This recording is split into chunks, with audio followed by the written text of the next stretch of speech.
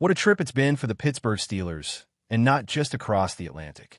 This wasn't just a regular road game in another American city. This was Dublin, Ireland. A different country, a different atmosphere, and for the Steelers, maybe even a different energy. They came, they saw, and they pulled off something that a few weeks ago felt almost out of reach. A gritty, emotional 24-21 win over the Minnesota Vikings. But if you're watching closely, this wasn't just a win. This felt like a turning point. Now let's rewind a little bit, because it's not just about what happened in Ireland. It's about what this game means in the bigger picture. When the NFL released the schedule months ago, this European stretch stood out like a neon sign. A brutal road trip early in the season, tons of travel, time zone chaos, jet lag, and a bye week that comes a bit too early for most coaches' liking. But even then, even with all those red flags, this stretch looked pivotal. Not in the sense that it was just important. No, this was truly pivotal. These first 4 games were always going to shape the path of the entire season. And now, sitting at 3 wins and 1 loss heading into the bye week, that path is finally starting to come into focus. But let's be honest. Before this Ireland game, this Steelers team had been, well, not great. Sure, they were 2-1, but let's not pretend those 2 wins looked dominant. They were scrappy, ugly, mistake-filled, the kind of wins that make fans more anxious than proud. They weren't running the ball effectively. The offensive line looked disjointed. The defense had flashes but lacked consistency, and key players just weren't living up to their expectations. It was a mess, and yet, somehow, they were still finding ways to win. Then came Dublin, and something changed. First off, the Vikings came into this game weakened. They were missing their starting quarterback, J.J. McCarthy, which forced Carson Wentz to take over under center. On paper, that should have been a major advantage for Pittsburgh. But let's not act like the Steelers didn't have their own issues. Injuries continued to pile up. Calvin Austin banged up his shoulder and had to make a quick trip to the hospital before returning. Jalen Ramsey aggravated a hamstring injury. And still, despite everything, the team responded. Not just by surviving, but by evolving. This wasn't just a win. It was an awakening. All across the field, we saw players step up who had been struggling in the first few weeks. Whether it was the offensive line showing real grit, the defense playing faster and looser, or the coaching staff making real, tangible adjustments, this felt like the Steelers took a deep breath and finally remembered who they were supposed to be. You want a perfect example? Spencer Anderson. The moment he got on that field, things started to click. His presence added a different kind of toughness to the offensive front, and more importantly, it showed that the coaching staff was willing to break away from whatever wasn't working. There was no stubbornness. No, let's just trust the system. Nonsense. They made the switch. It worked, and they kept rolling. Then there's Darnell Washington.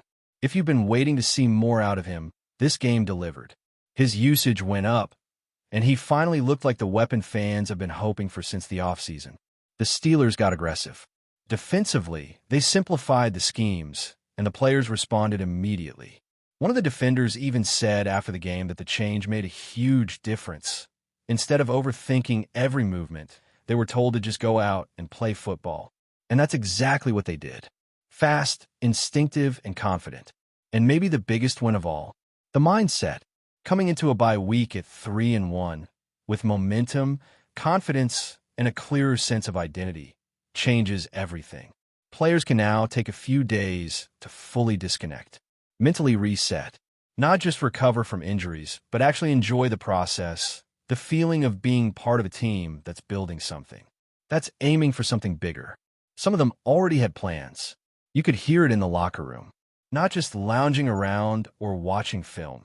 Actual plans, travel, family, time away, because the job isn't done, but the foundation is finally getting poured. And trust me, that makes a difference. You want guys coming back for a bye week refreshed, not frustrated, confident, not cautious. And while the team gets a few days off, the rest of the AFC North keeps battling. The Ravens are sitting at 1 win and 3 losses. Injuries have been brutal over there. No one's celebrating that, of course, but it opens the door wide open for the Steelers to take control of the division. The Bengals are still reeling without Joe Burrow. The Browns have a solid defense, no question, but they're still the Browns. And when you look ahead at what's coming next on the schedule, it's hard not to get excited. 2 straight games against the Ohio teams. First the Browns, then the Bengals. These aren't just any matchups. These are 2 chances to build serious momentum before heading into a stretch that features the Packers, Colts, and Chargers. And if everything clicks, if the team continues to grow the way they did in Dublin, suddenly you're staring at a 5-1 start, with a real shot at pushing even further before Thanksgiving. And this is the part no one inside the locker room will ever admit, but we can say it. This stretch, right now, this is where the Steelers can take hold of their season. They don't have to talk about the future. They just have to keep stacking wins. One by one, brick by brick. Mike Tomlin loves to say it. We don't seek comfort. And they haven't. Not in these first 4 games. But now, with a little breathing room and some well-earned confidence, they've got something better than comfort. They've got momentum. And that might be even more valuable than talent right now. Because let's be real, the real test comes after Thanksgiving. That's when the schedule tightens. That's when you get Buffalo, Baltimore again, Miami, Detroit, Cleveland, and Baltimore one more time to close out the season. No weak links. No freebies. But if the Steelers can keep building, if they can capitalize on this early stretch, they'll enter that final gauntlet battle-tested, hardened, and ready. And none of that happens without Dublin. It was more than just an international game. It was a statement. It was the first time this season we saw the full potential of what this team can be when the pieces come together, when the adjustments hit, and when the fire gets lit from within. And that mission starts with understanding exactly what worked and what still needs work. Because even though the scoreboard says the Steelers came out on top and the momentum feels real, there's no hiding the fact that this team is still a work in progress. That one in Dublin wasn't perfection. Far from it. You can start with the offense. For weeks, fans have been screaming for more rhythm, more creativity, more identity. And in this game, they finally got a glimpse. It wasn't flashy or explosive, but it was cohesive. It made sense. And a huge part of that came down to the personnel decisions. The choice to get Spencer Anderson involved more heavily wasn't just about adding another big body.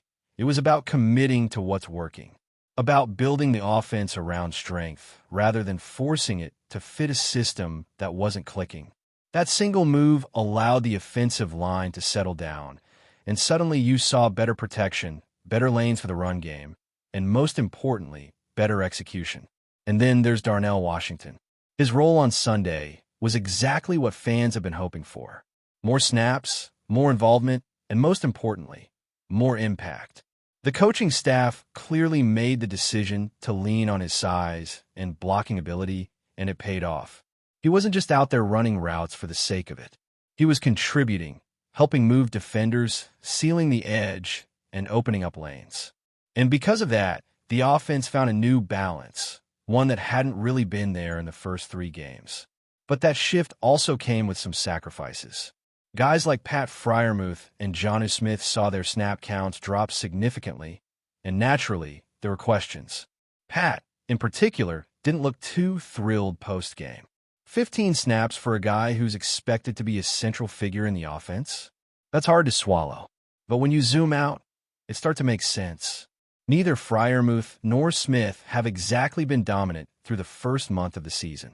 Pat's caught just 7 passes so far. Jonnu has a few more, but both are well below expectations, especially considering how involved they were supposed to be. And it goes deeper than just stats. The reality is their blocking hasn't been good enough. And in this system, with Arthur Smith calling the shots, if you're not blocking, you're not playing. That's the bottom line. It's not personal. It's about function. The Steelers needed more physicality at the line of scrimmage.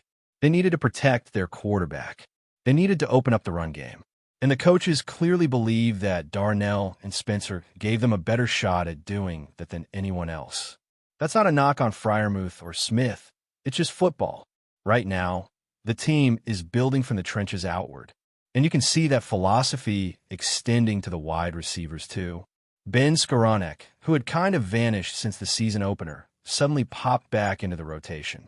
He was used creatively, moved around, and once again proved that he could be a valuable chess piece when given the opportunity.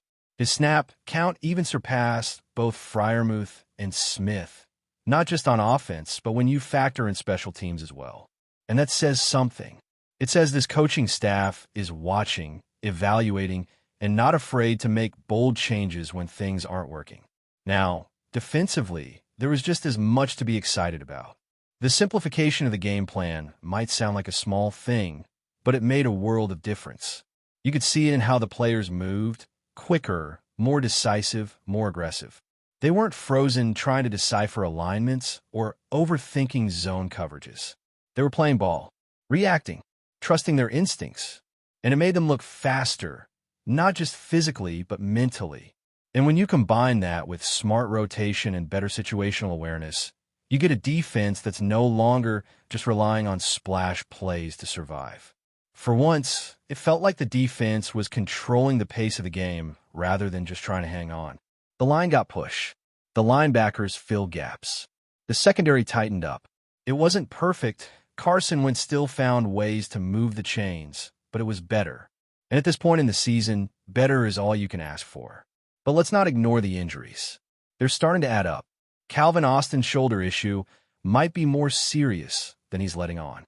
That post-game hospital visit wasn't just a precaution. He was clearly in pain, and it showed. Even though he tried to keep things positive on social media, it's hard to imagine he'll be back to full strength right away. And then there's Jalen Ramsey, whose hamstring tweak could linger. For a player who relies so heavily on burst and flexibility, that's a tough one. The bye week helps, but it doesn't fix everything. So now the challenge becomes about depth and how the Steelers adapt without key contributors. That's where coaching really earns its money. Can they keep adjusting? Can they keep getting production from unexpected places? Because that's what championship teams do. They evolve, they adjust, and they don't make excuses. And to be fair, that's exactly what the Steelers did in Ireland. They didn't pout. They didn't complain about who was missing or who wasn't performing.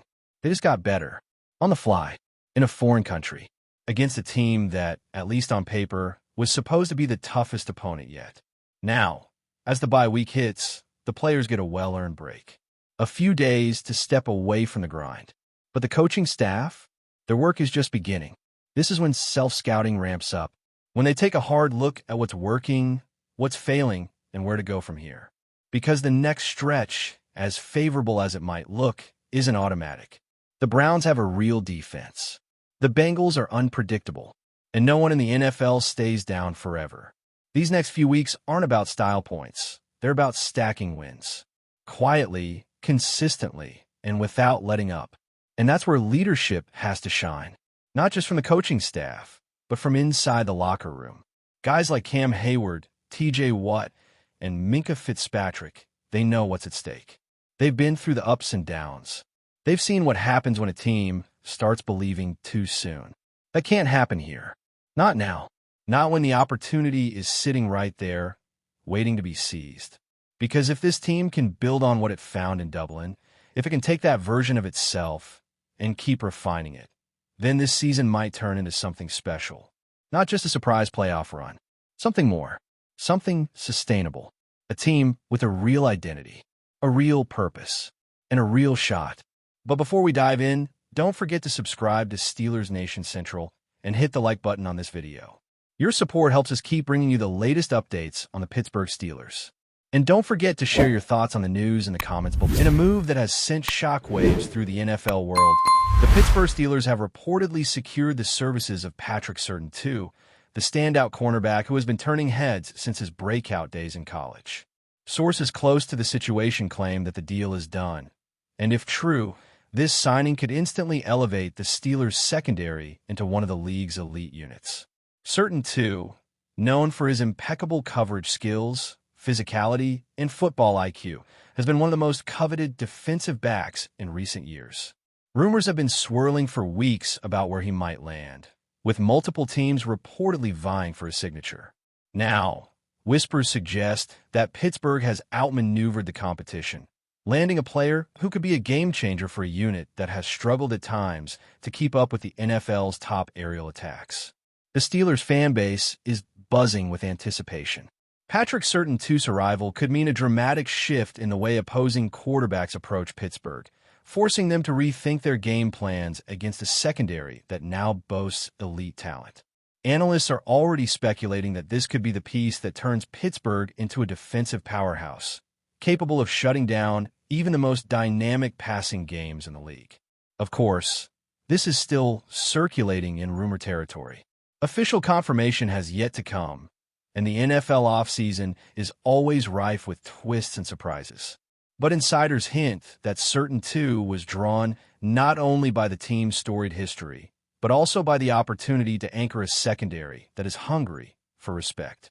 The thought of him lining up alongside Pittsburgh's existing defensive stars has sparked a frenzy among fans on social media, with mock depth charts and highlight reels flooding timelines. If the reports are accurate, this could be one of the most significant acquisitions of the offseason. The Steelers, long known for their blue-collar toughness and defensive tradition, might just be preparing to make a statement that they are ready to dominate the airwaves and reclaim their place among the NFL's defensive elites. For now, all eyes remain on Pittsburgh, waiting for that official announcement that could turn speculation into reality.